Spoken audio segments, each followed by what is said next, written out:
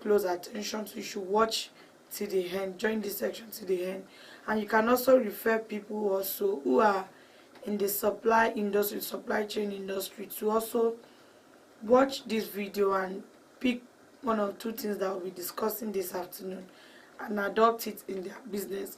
So like I said, if your business revolves around provision of services, so let's say you're a fashion designer or you bake cake, and even if you bake cake, yes, it is a service. This agreement still you can still find it helpful, because if you have to deliver your items to people, if people are requesting for something, so your business is a mixture of both service and goods. So you are supplying baking service, but the end product is the cake people are getting. So yes, we can still find this helpful. So talking about services now, let's say you're a fashion designer, you are a lawyer, you're an accountant, or you provide services to people, engineering services and the like, construction works and the like. So you may not really need these agreements. But if your service, your business demands that you supply, you deliver things to people, then this is going to be very helpful to you. So every business owner, there's no business owner that starts out there with the mindset of running at a loss. It is an unconscious decision, or it is an unconscious desire of every business owner. So every business owner, whether or not they make up their mind to be whether or not they have a decision, like they sit down. It is not even a decision that they sit to discuss about, but everyone sets out on a business agenda with the aim of making profits. No business owner wants to run at a loss. So, but then, even though there's this desire to be profitable in your business, it however takes a conscious effort.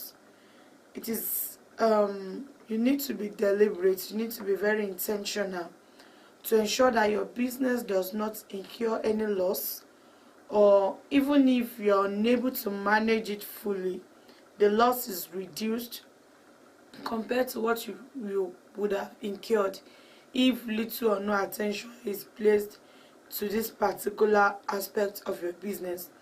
So in recent times, we all agree with me that the age and time we are now is when dispensation or an era where people necessarily need not visit your business before they can patronize you. They don't need to visit your physical store. You have an online store, an online warehouse where people can access your products. They can see the things you sell, the goods you have in stock. People can easily access that either on your website or on any of your social media handles, including your WhatsApp status. So people can easily relate with you without having to come to your warehouse or your store or your factory where you produce your goods.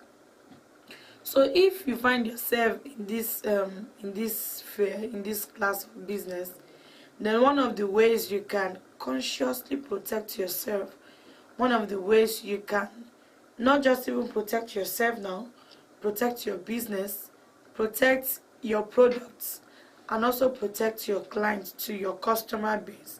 Because one of the ways, when your customers are protected, they can refer people to you. They have the assurance, they have the confidence of dealing with you on other transactions, and they can also refer you. So you stand a whole lot, you stand a chance of gaining a whole lot where your supply chain, your supply department, your delivery department in your business is properly managed. And one of the ways you can manage this is via a supply agreement or a distributor agreement or a delivery agreement. Any name can be used as long as it relates to delivery of goods, passing goods from your business to your customers, especially when they are not coming to pick up themselves. But where it is a case of you transferring the goods to your customers in their different locations, then it is highly recommended that you have a document that regulates how goods are being delivered to your clients. And even in cases of physical contact with customer on sites, some products sometimes demand that they will be delivered at a later time. So what I'm saying is this: people can come into your factory, or they can come into your store, they can even come in to inspect what they want to buy.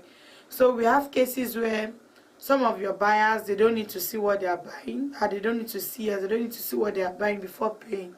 They see it online on your website, or someone tells them this particular person has these items, they have a conversation with you on the phone, or they send an email to your email address, and transaction is being completed virtually online without seeing them. And we also have another set of customers too, that they will come into your space, they visit your office or visit your factory or where you produce the item that is being purchased. They visit, but there is an arrangement that this goods is to be delivered at a later time.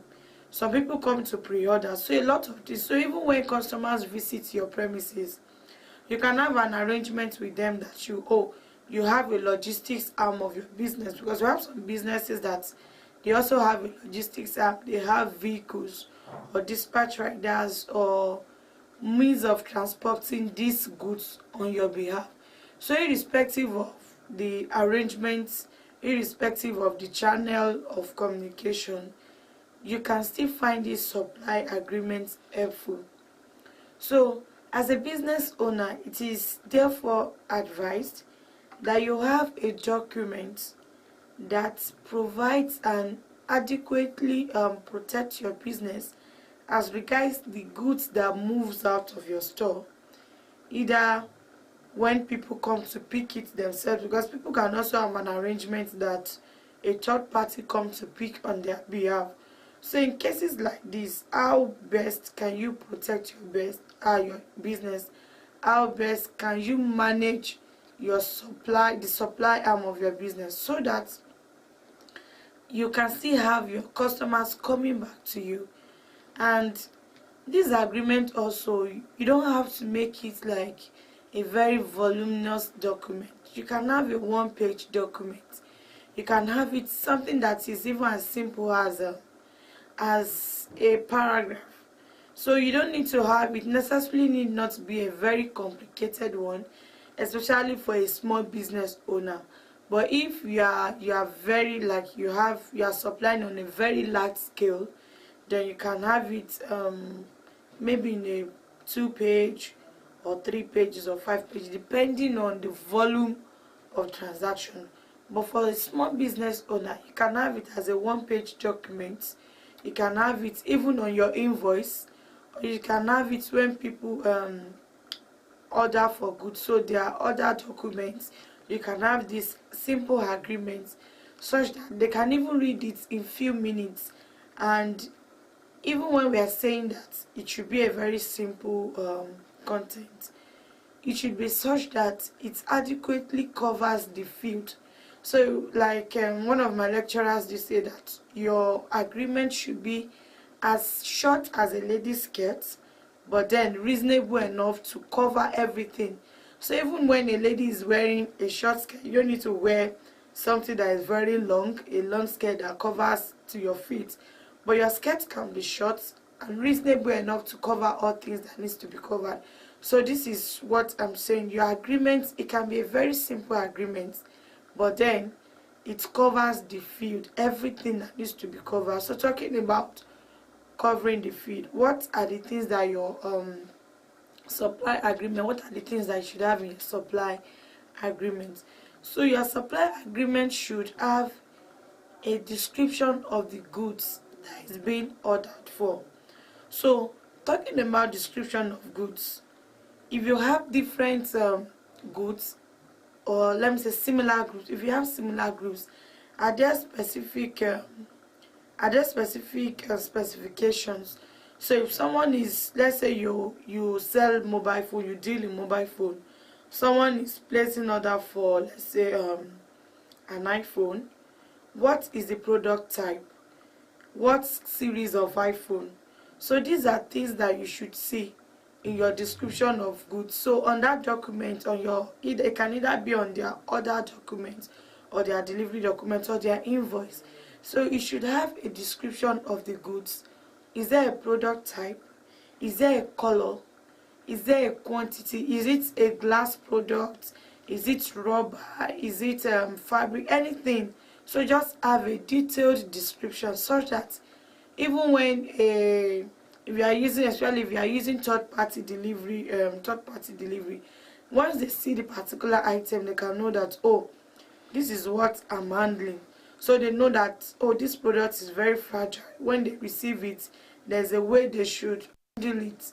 So this description, it should be on your delivery notes so that everyone that handles that particular item, they know how well to handle it. So your description of the goods, like I said, should have the product type, a color for the goods. Is there a specific thing that you need to know about that good?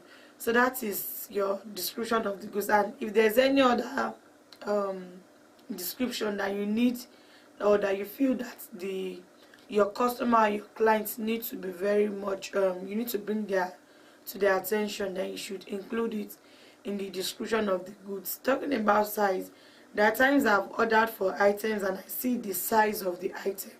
So if it's let's say for example shoe, is it size 10, is it size 12, is it size 8? So these are descriptions, and these are things that people should also see also at the time of ordering for goods too. So avoid cases of what I ordered versus what I got. So, and if it is such that you need to specify the dimensions, is there a length, is there a height, and all of that, then you should state this in the description of the goods. Then another thing that you should have in your supply agreement or your delivery or sales agreement. So it can either be a sales agreement or it can also be a supply agreement too. So another thing that you should also have is your payment. You should have a clause that talks about payment. So talking about payment, this part also is going to talk about the cost of the goods, how payment is to be made. Is it a one-off payment, or payments can be made on installment? Are they paying before delivery, or they pay upon delivery, upon receiving the goods? Or is it such that discount applies? So we've seen cases where some payment policy demands that, oh, if you are paying in advance, you have the opportunity of enjoying discounts. If you are paying on delivery, discount does not apply. If you order within this time and your goods are delivered within a particular time, discounts apply.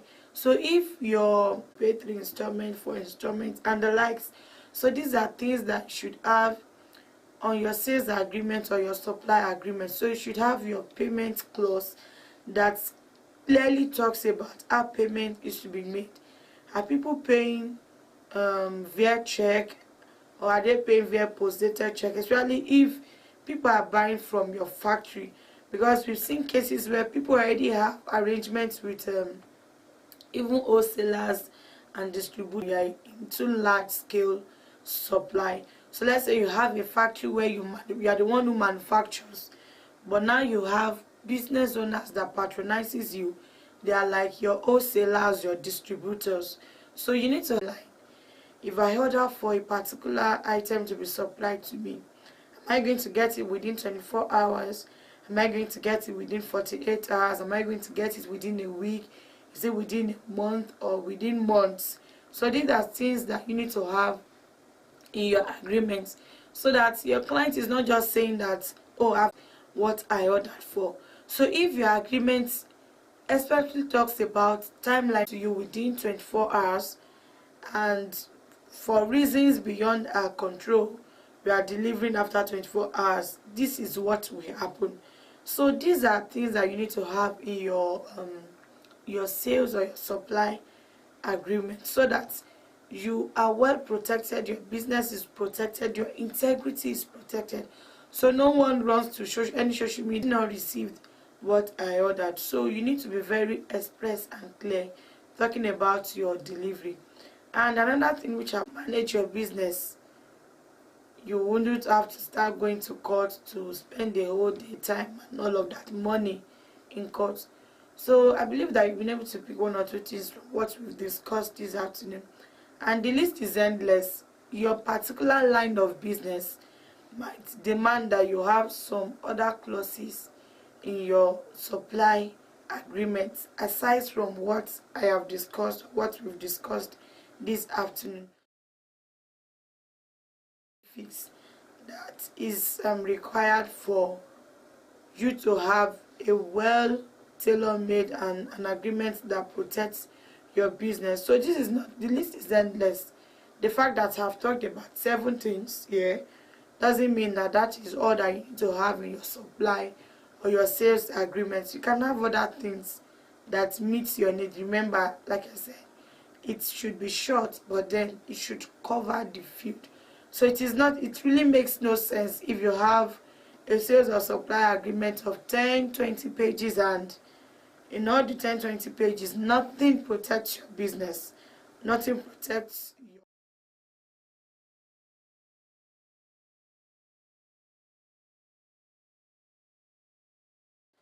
that covers the fees, protects your business, than just a 10-25 page 2 pages document that does not cover the fee. So I believe that you've been able to pick one or two things from what we've discussed this afternoon. If you have any question, you can drop it in the chat box and we'll get in touch with you. Thank you for joining us this afternoon. We look forward to having you join us again next week by God's grace on this same channel by 2 p.m. 1 p.m. So thank you.